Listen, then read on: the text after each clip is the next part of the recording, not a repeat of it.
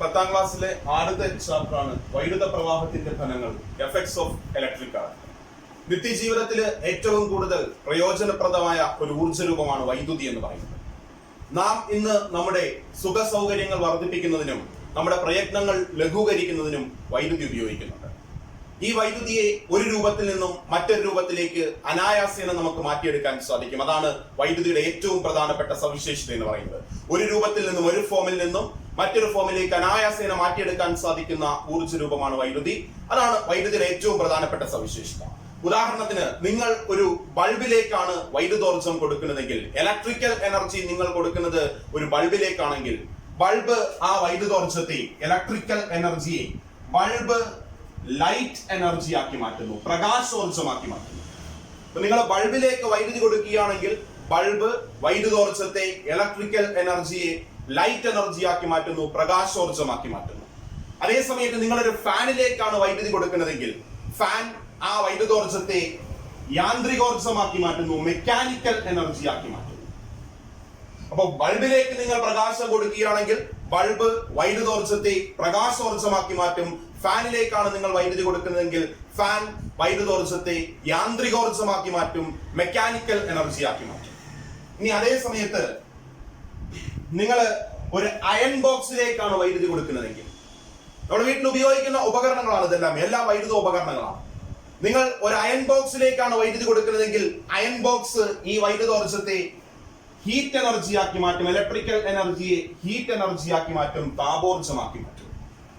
ഒരു cell charge ചെയ്യുന്ന സമയത്ത്, അല്ലെങ്കിൽ നിങ്ങളുടെ മൊബൈല് ചാർജ് ചെയ്യുന്ന സമയത്ത് നടക്കുന്നത് വൈദ്യുതോർജ്ജത്തെ രാസോർജ്ജമാക്കി മാറ്റുകയാണ്, കെമിക്കൽ എനർജി ആക്കി മാറ്റുകയാണ്. അപ്പൊ അനായാസേന നമുക്ക് ഒരു രൂപത്തിൽ നിന്നും വൈദ്യുതോർജ്ജത്തെ മറ്റു രൂപങ്ങളിലേക്ക് മാറ്റിയെടുക്കാൻ സാധിക്കും. അതാണ് വൈദ്യുതോർജ്ജത്തിന്റെ ഏറ്റവും പ്രധാനപ്പെട്ട സവിശേഷത. ബൾബിലേക്ക് നിങ്ങൾ വൈദ്യുതോർജ്ജം കൊടുത്താൽ ബൾബ് ഇലക്ട്രിക്കൽ എനർജിയെ ലൈറ്റ് എനർജി ആക്കി മാറ്റുന്നു, വൈദ്യുതോർജ്ജത്തെ പ്രകാശോർജ്ജമാക്കി മാറ്റുന്നു. അതേസമയത്ത് ഫാനിലേക്കാണ് നിങ്ങൾ വൈദ്യുതോർജ്ജം കൊടുക്കുന്നതെങ്കിൽ ഫാൻ ആ വൈദ്യുതോർജ്ജത്തെ മെക്കാനിക്കൽ എനർജി, അതായത് യാന്ത്രികോർജ്ജമാക്കി മാറ്റും. മെക്കാനിക്കൽ എനർജി എന്ന് പറയുന്നത് യാന്ത്രികോർജ്ജമാക്കി മാറ്റും. ഇനി നിങ്ങൾ അയൺ ബോക്സിലേക്കാണ് വൈദ്യുതി കൊടുക്കുന്നതെങ്കിൽ, ഹീറ്ററിലേക്കോ അയൺ ബോക്സിലേക്കോ നിങ്ങൾ വൈദ്യുതി കൊടുക്കുമ്പോൾ അയൺ ബോക്സ് അല്ലെങ്കിൽ ഹീറ്റർ എന്ന് പറയുന്ന ആ ഉപകരണം വൈദ്യുതോർജ്ജത്തെ ഹീറ്റ് എനർജി ആക്കി മാറ്റും, താപോർജ്ജമാക്കി മാറ്റും.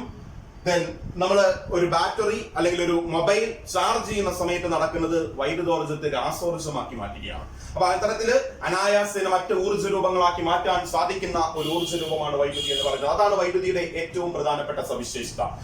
ഇവിടെ നമുക്ക് പഠിക്കാനുള്ളത് വൈദ്യുതിയുടെ പ്രകാശഫലവും അതുപോലെ താപഫലത്തെയും കുറിച്ചാണ് നമുക്ക് പഠിക്കാനുള്ളത്. ലൈറ്റിംഗ് എഫക്റ്റിനെയും ഹീറ്റിംഗ് എഫക്റ്റിനെയും കുറിച്ചാണ് നമുക്ക് ഈ ചാപ്റ്ററിൽ പഠിക്കാനുള്ളത്. അതിന് മുമ്പായിട്ട് നമുക്ക് ചില ഊർജ്ജ പരിവർത്തനങ്ങൾ, എനർജി കൺവേർഷൻസ് നമുക്കൊന്ന് ഡിസ്കസ് ചെയ്യാം. ഞാനൊരു ടേബിൾ എഴുതിയിടാം, എന്നിട്ട് ഈ എനർജി കൺവേർഷൻസ് നമുക്കൊന്ന് നോക്കാം. എനർജി കൺവേർഷൻ എന്ന് പറയുമ്പോൾ വൈദ്യുതോർജ്ജത്തെ ഒരു ഉപകരണം ഏത് ഊർജ്ജ രൂപമാക്കി മാറ്റുന്നു നമുക്കൊന്ന് പരിചയപ്പെട്ട് നോക്കാം. അപ്പോ നമ്മൾ പരിചയപ്പെടാൻ പോകുന്നത് കുറച്ച് നമ്മുടെ വീട്ടിലൊക്കെ ഉപയോഗിക്കുന്ന കുറച്ച് ഉപകരണങ്ങളാണ്. ആ ഉപകരണങ്ങളിലൊക്കെ നടക്കുന്ന ഊർജ്ജ പരിവർത്തനങ്ങൾ, എനർജി കൺവേർഷൻസ് ആണ് നമ്മൾ ഡിസ്കസ് ചെയ്യാൻ പോകുന്നത്.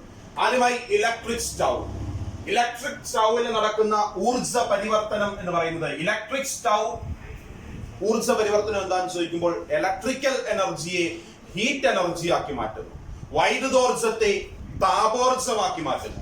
Electrical energy is converted into heat energy. അപ്പോ നമ്മുടെ ഇലക്ട്രിക് സ്റ്റൗവിൽ നടക്കുന്ന ഊർജ്ജ പരിവർത്തനം എന്താണെന്ന് ചോദിക്കുമ്പോൾ ഇലക്ട്രിക്കൽ എനർജിയെ ഹീറ്റ് എനർജി ആക്കി മാറ്റുന്നു. നമ്മൾ പറയും ഇത് heating effect of electric current. This is heating effect of electric current. വൈദ്യുതിയുടെ താപഫലം എന്ന് പറയുന്നത് ഹീറ്റിംഗ് എഫക്ട്, താപഫലം.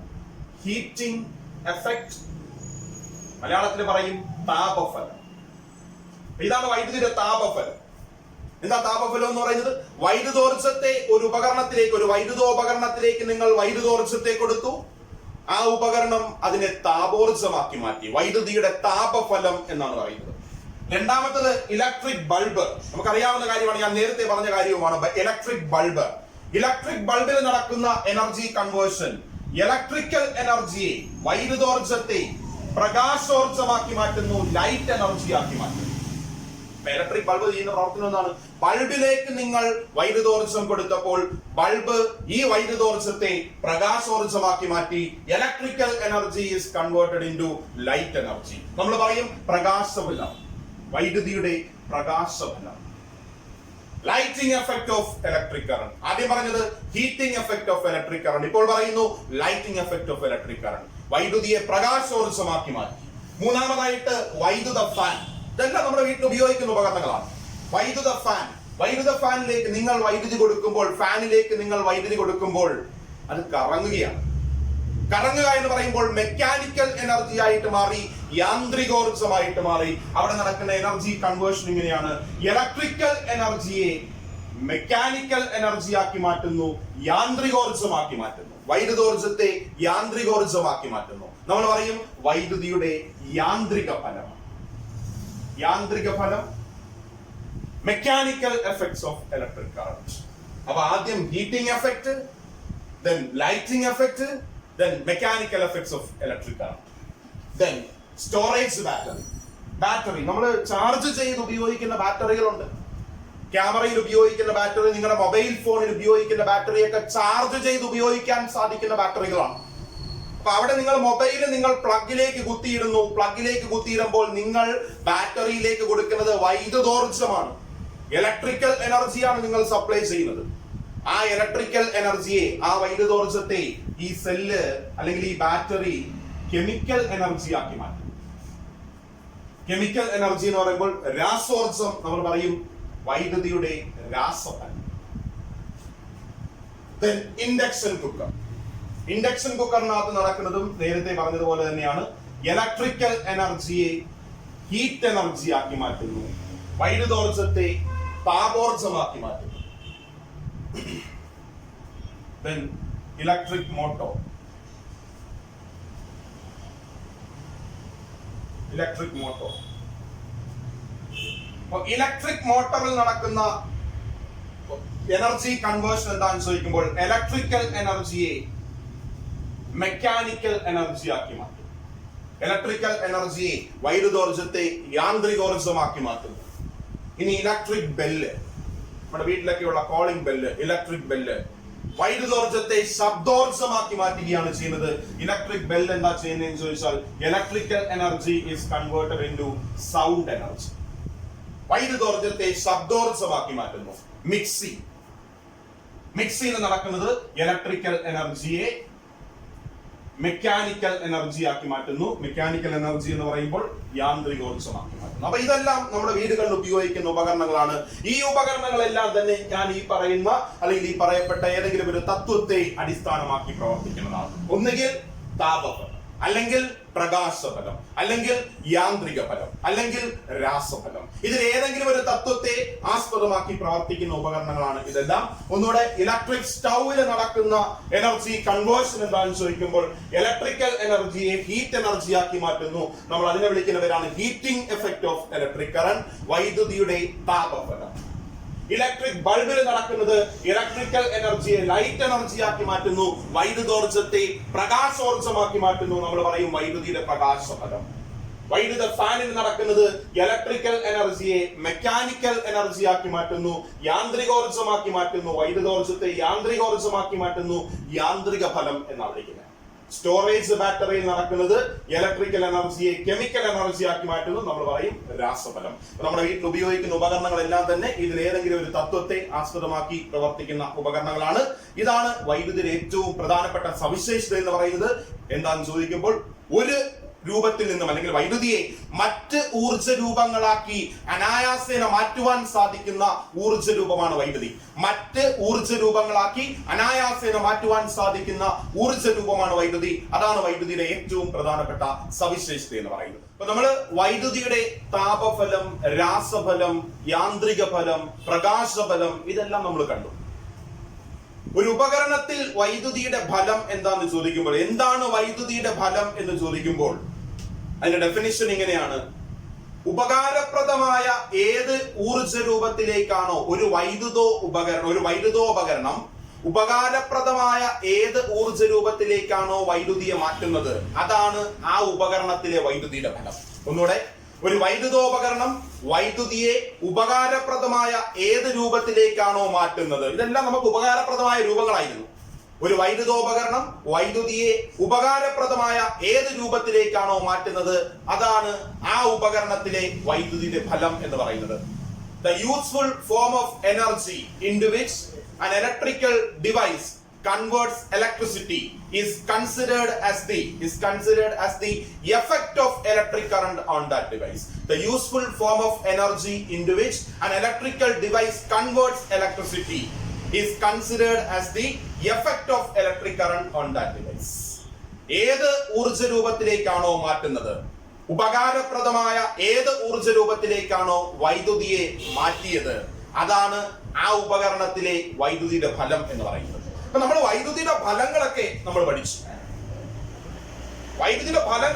നമ്മളെടുത്ത് വൈദ്യുതി എന്താണ് എന്ന് ചോദിച്ചാൽ ഒരു പക്ഷേ നമുക്ക് പറയാൻ സാധിക്കത്തില്ല. അപ്പോ എല്ലാ ആളുകളുടെയും കാര്യം ഇങ്ങനെ തന്നെയാണ്. വൈദ്യുതി എന്താണ് എന്ന് ചോദിച്ചു കഴിഞ്ഞാൽ ചിലപ്പോൾ നമുക്ക് പറയാൻ സാധിക്കത്തില്ല. പക്ഷേ വൈദ്യുതിയുടെ ഫലങ്ങൾ എന്തൊക്കെയാണെന്ന് ചോദിച്ചാൽ നമുക്ക് പറയാൻ സാധിക്കും. എന്തൊക്കെയാണ് ഇലക്ട്രിസിറ്റിയുടെ യൂസ് എന്ന് ചോദിച്ചാൽ നമുക്ക് പറയാൻ സാധിക്കും. പക്ഷെ അങ്ങനെ പഠിച്ചിട്ട് കാര്യമില്ല. എന്താണ് വൈദ്യുതി എന്ന് അറിഞ്ഞിരിക്കണം. വൈദ്യുതി എന്താണ് എന്നറിയാവുന്ന ഒരാൾക്ക് വൈദ്യുതിയുടെ ഫലങ്ങളെ കുറിച്ച് ഫലവത്തായ രീതിയിൽ സംസാരിക്കാൻ സാധിക്കത്തുള്ളൂ. അതുകൊണ്ട് നമ്മൾ പഠിക്കുന്നു എന്താണ് വൈദ്യുതി. What is electricity? എന്തിനെയാണ് ഇലക്ട്രിസിറ്റി എന്ന് വിളിക്കുന്നത്? എന്തിനെയാണ് വൈദ്യുതി എന്ന് വിളിക്കുന്നത്? വൈദ്യുതി എന്നത് ചാർജുള്ള കണികകളുടെ ചലനമാണ്. വൈദ്യുതി ഇലക്ട്രിസിറ്റി എന്താണെന്ന് ചോദിച്ചാൽ it is the study of charges. റെസ്റ്റിലുള്ള ചാർജിനെ കുറിച്ച് മൂവിംഗ് ചാർജിനെ കുറിച്ച് നമ്മൾ എന്നത് പഠിക്കും. ആരെങ്കിലും ചോദിച്ചാൽ നിങ്ങൾ പറഞ്ഞു കൊടുക്കണം എന്താണ് ഇലക്ട്രിസിറ്റി എന്ന് ചോദിക്കുമ്പോൾ നിങ്ങൾ വൈദ്യുതിയുടെ ഫലങ്ങളെ കുറിച്ചാണ് ഈ ചാപ്റ്റർ പഠിക്കുന്നത്. എഫക്ട്സ് ഓഫ് ഇലക്ട്രിക് കറന്റിനെ കുറിച്ച്, ഇലക്ട്രിസിറ്റിയെ കുറിച്ചാണ് നിങ്ങൾ ഈ ചാപ്റ്റർ പഠിക്കുന്നത്. പക്ഷെ നിങ്ങളുടെ ആരെങ്കിലും വന്ന് ചോദിക്കുകയാണ് എന്താണ് നിങ്ങൾ ഈ പഠിക്കുന്ന ഇലക്ട്രിസിറ്റി എന്താണ്, വാട്ട് ഈസ് ഇലക്ട്രിസിറ്റി എന്ന് ചോദിച്ചാൽ നിങ്ങൾ പറയണം ചാർജുള്ള കണികകളെ കുറിച്ചുള്ള പഠനമാണ് ഇലക്ട്രിസിറ്റി. നമുക്കറിയാം ചാർജുള്ള കണികകൾ, പോസിറ്റീവ് ചാർജും നെഗറ്റീവ് ചാർജുള്ള കണികകൾ ആറ്റത്തിനകത്ത് കാണപ്പെടുന്നുണ്ട്. പോസിറ്റീവ് ചാർജ് പ്രോട്ടോണിനാണെന്നും നെഗറ്റീവ് ചാർജ് ഇലക്ട്രോണിനാണെന്നും ഒക്കെ നമ്മൾ പഠിച്ചിട്ടുണ്ട്. സോ അത്തരത്തിലെ ചാർജുള്ള കണികകളുടെ ചലനത്തെയാണ് നമ്മൾ ഇലക്ട്രിസിറ്റി എന്ന് വിളിക്കുന്നത്. What is electricity? വൈദ്യുതി എന്ന് വിളിക്കുന്നത്. എന്താണ് ഇലക്ട്രിസിറ്റി എന്ന് ചോദിക്കുമ്പോൾ electricity is the study of moving charges. റെസ്റ്റിലുള്ള ചാർജിനെ കുറിച്ചും പഠിക്കും. എന്നാലും നമ്മൾ ഡിഫൈൻ ചെയ്യുമ്പോൾ ഇങ്ങനെ ഡിഫൈൻ ചെയ്യുന്നു. Electricity is the study of moving charges. Moving ചാർജസിനെ കുറിച്ചുള്ള പഠനത്തെയാണ് ഇലക്ട്രിസിറ്റി എന്ന് പറയുന്നത്. ഇനി അങ്ങനെ ചാർജ് ഒഴുകണമെങ്കിൽ എന്തെങ്കിലും കണ്ടീഷൻസ് ഉണ്ടോ? ചാർജ് ഒരു സ്ഥലത്ത് നിന്നും മറ്റൊരു സ്ഥലത്തേക്ക് ചാർജ് പ്രവഹിക്കുമ്പോൾ, ഒഴുകുമ്പോൾ എന്തെങ്കിലും കണ്ടീഷൻസ് ഉണ്ടോ? കണ്ടീഷൻസ് ഉണ്ട്, ഡെഫിനറ്റ്ലി കണ്ടീഷൻസ് ഉണ്ട്. നിങ്ങൾ പ്രപഞ്ചത്തിലേക്ക് നോക്കുകയാണെങ്കിൽ എല്ലാ ഒഴുക്കുകളും നടക്കുമ്പോൾ പൊതുവായ ഒരു കാര്യം നമുക്ക് കാണുവാൻ സാധിക്കും. എല്ലാ ഒഴുക്കുകളും നടക്കുമ്പോൾ പൊതുവായ ഒരു കാര്യം നമുക്ക് കാണാൻ സാധിക്കും. ഉദാഹരണത്തിന് നിങ്ങൾ ജോഗ്രഫിയിൽ പഠിച്ചിട്ടുണ്ട് കാറ്റ് എന്താണെന്ന് നിങ്ങൾ പഠിച്ചിട്ടുണ്ട്, വിൻഡ് എന്താണെന്ന് നിങ്ങൾ പഠിച്ചിട്ടുണ്ട്. കാറ്റ് എന്താണെന്ന് ചോദിക്കുമ്പോൾ വായുവിന്റെ ഒഴുക്കിനെയാണ് കാറ്റ് എന്ന് വിളിച്ചത്. അങ്ങനെ മാത്രം പറഞ്ഞാൽ പോരാ.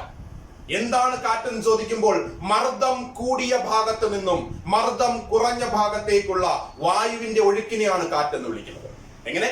മർദ്ദം കൂടിയ ഭാഗത്ത് നിന്നും മർദ്ദം കുറഞ്ഞ ഭാഗത്തേക്കുള്ള വായുവിന്റെ ഒഴുക്കിനെയാണ് കാറ്റ് എന്ന് വിളിക്കുന്നത്. പ്രഷർ കൂടിയ ഭാഗത്ത് നിന്നും പ്രഷർ കുറഞ്ഞ ഭാഗത്തേക്ക് എയറിന്റെ ഫ്ലോയെ വിളിക്കുന്ന പേരാണ് വിൻഡ്. സോ വിൻഡ് എവിടെ നിന്ന് എയർ എവിടെ നിന്ന് ഇങ്ങോട്ട് ഫ്ലോ ചെയ്യുന്ന പറഞ്ഞിട്ട് പ്രഷർ കൂടിയ ഹൈ പ്രഷർ റീജിയനിൽ നിന്നും ലോ പ്രഷർ റീജിയനിലേക്ക്. സോ അവിടെ ഒരു പ്രഷർ ഡിഫറൻസ് ഉണ്ട്.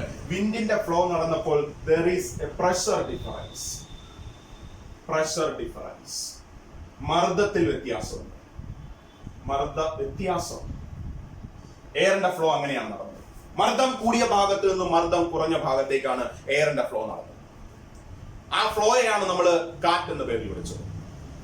ഇനി അതുപോലെ ഉയരം കൂടിയ ഭാഗത്ത് നിന്നും ഉയരം കുറഞ്ഞ ഭാഗത്തേക്കാണ് ജലം ഒഴുകുന്നത്.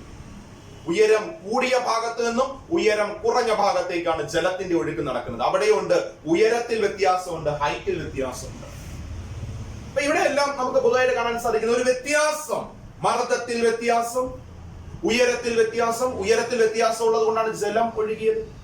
അപ്പൊ അതുപോലെ ചാർജ് എവിടെയാണോ കൂടുതൽ അവിടെ നിന്നും ചാർജ് എവിടെയാണോ കുറവ് അങ്ങോട്ട് മാത്രമാണ് ചാർജിന്റെ ഒഴുക്ക് നടക്കുന്നത്. നമ്മൾ അതിനെ പൊട്ടൻഷ്യൽ വ്യത്യാസം എന്ന പേരിലാണ് വിളിക്കുന്നത്. Potential difference. പൊട്ടൻഷ്യൽ വ്യത്യാസം. നമ്മുടെ അടുത്ത ടോപ്പിക്കിലേക്ക് നമ്മൾ പോവുകയാണ്. പൊട്ടൻഷ്യൽ വ്യത്യാസം.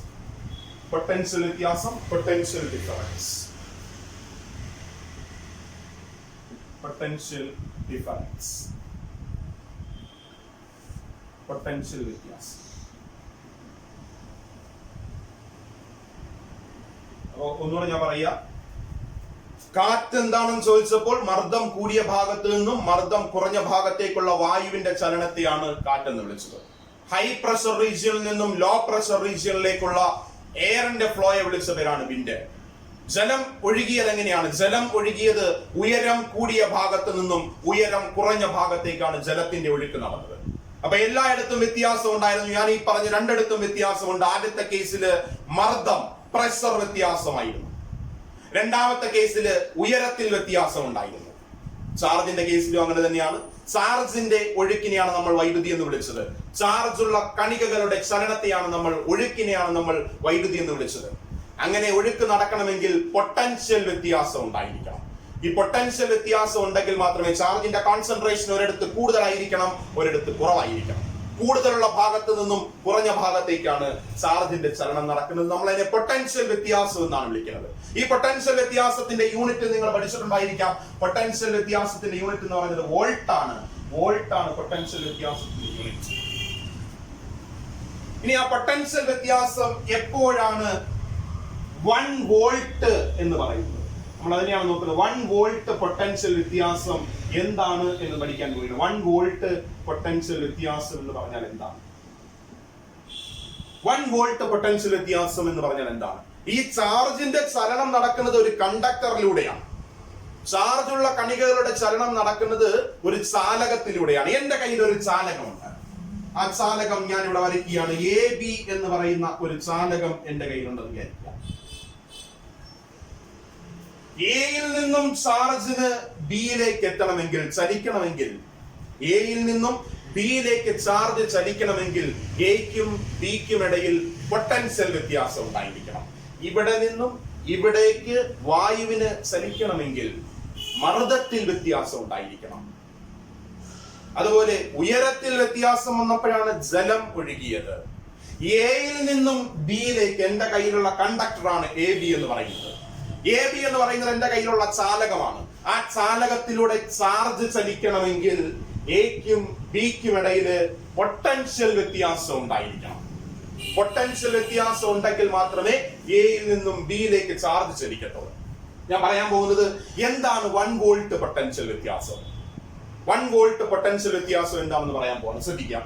എയിൽ നിന്നും ബിയിലേക്ക് ചാർജ് ഉള്ള കണികകൾക്ക് ചലിക്കണമെങ്കിൽ എക്കും ബിക്കും ഇടയിൽ പൊട്ടൻഷ്യൽ ഡിഫറൻസ് ഉണ്ടായിരിക്കണം. എക്കും ബിക്കും ഇടയിലുള്ള പൊട്ടൻഷ്യൽ ഡിഫറൻസ് 1 വോൾട്ട് ആകുന്നത് എപ്പോൾ എന്നാണ് ഞാൻ പറയാൻ പോകുന്നത്. എക്കും ബിക്കും ഇടയിലുള്ള പൊട്ടൻഷ്യൽ ഡിഫറൻസ് എപ്പോഴാണ് 1 വോൾട്ട് ആകുന്നത്? ശ്രദ്ധിക്കാം. എയിൽ നിന്നും ബിയിലേക്ക് 1 കൂളോം ചാർജിനെ, ചാർജിന്റെ യൂണിറ്റ് ആണ് കൂളോം, നമ്മൾ മുമ്പ് പഠിച്ചിട്ടുണ്ട്. ചാർജിന്റെ യൂണിറ്റ് ആണ് കൂളോം. എയിൽ നിന്നും ബിയിലേക്ക് 1 കൂളോം ചാർജ് ആണ് ചലിക്കുന്നതെന്ന് വിചാരിക്കുക. എയിൽ നിന്നും ബിയിലേക്ക് എത്തിച്ചേരേണ്ടത് 1 കൂളോം ചാർജിനാണ്. ഈ 1 കൂളോം ചാർജിന് എയിൽ നിന്നും ബിയിലെത്തി, 1 കൂളോം ചാർജിനെ എയിൽ നിന്നും ബിയിലെത്തിക്കാനായിട്ട് ഞാൻ 1 ജൂൾ പ്രവൃത്തി ചെയ്തു എങ്കിൽ, 1 ജൂൾ വർക്ക് ചെയ്തു എങ്കിൽ എക്കും ബിക്കും ഇടയിലുള്ള പൊട്ടൻഷ്യൽ വ്യത്യാസം 1 വോൾട്ട് ആയിരിക്കും. ഇങ്ങനെയാണ്. എയില് 1 കൂളോം ചാർജ് ഉണ്ട്. എയിൽ ഇരിക്കുന്ന 1 കൂളോം ചാർജിനെ എനിക്ക് ബിയിൽ എത്തിക്കണം. പ്രവൃത്തി ചെയ്തേ പറ്റത്തുള്ളൂ. പ്രവൃത്തി ചെയ്യണം. എയിൽ ഇരിക്കുന്ന 1 കൂളോം ചാർജിനെ എനിക്ക് ബിയിൽ എത്തിക്കണം. ബിയിൽ എത്തിക്കണമെങ്കിൽ ഒരു പ്രവൃത്തി ചെയ്യണം. ആ പ്രവൃത്തി, ആ വർക്ക് എന്ന് പറയുന്നത് 1 ജൂൾ ആണെങ്കിൽ എക്കും ബിക്കും ഇടയിലുള്ള പൊട്ടൻഷ്യൽ വ്യത്യാസം 1 വോൾട്ട് ആയിരിക്കും. അപ്പോൾ എയിൽ നിന്നും 1 കൂളോം ചാർജിനെ ബിയിൽ എത്തിക്കുവാൻ ചെയ്ത പ്രവൃത്തി 1 ജൂൾ ആണെങ്കിൽ എയിൽ നിന്നും ബിയിൽ എത്തിക്കുവാൻ ചാർജിനെ, എത്ര ചാർജിനെ? 1 കൂളോം ചാർജിനെ ബിയിൽ എത്തിക്കുവാൻ ചെയ്ത പ്രവൃത്തി 1 ജൂൾ ആണെങ്കിൽ എക്കും ബിക്കും ഇടയിലുള്ള പൊട്ടൻഷ്യൽ വ്യത്യാസം 1 വോൾട്ട് ആയിരിക്കും. ഇത് നമ്മൾ അറിഞ്ഞിരിക്കേണ്ട പ്രധാനപ്പെട്ട ചില കാര്യങ്ങളാണ്. എന്താണ് ഇലക്ട്രിസിറ്റി എന്ന് ചോദിക്കുമ്പോൾ, electricity is the study of charges. Charge move ചെയ്യണമെങ്കിൽ പൊട്ടൻഷ്യൽ വ്യത്യാസം ഉണ്ടായിരിക്കണം. രണ്ട് ബിന്ദുക്കൾക്കിടയിൽ, ഒരു ചാലകത്തിന്റെ രണ്ട് ബിന്ദുക്കൾക്കിടയിൽ പൊട്ടൻഷ്യൽ വ്യത്യാസം ഉണ്ടെങ്കിൽ മാത്രമാണ് ചാർജിന്റെ ചലനം നടക്കുന്നത്. ആ പൊട്ടൻഷ്യൽ വ്യത്യാസം 1 വോൾട്ട് ആണ് എന്ന് എങ്ങനെ പറയാൻ സാധിക്കും?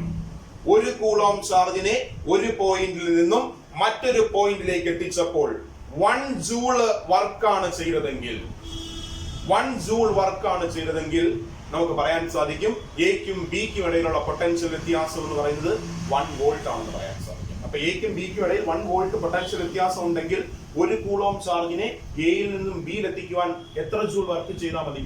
1 ജൂൾ വർക്ക് ചെയ്താൽ മതി.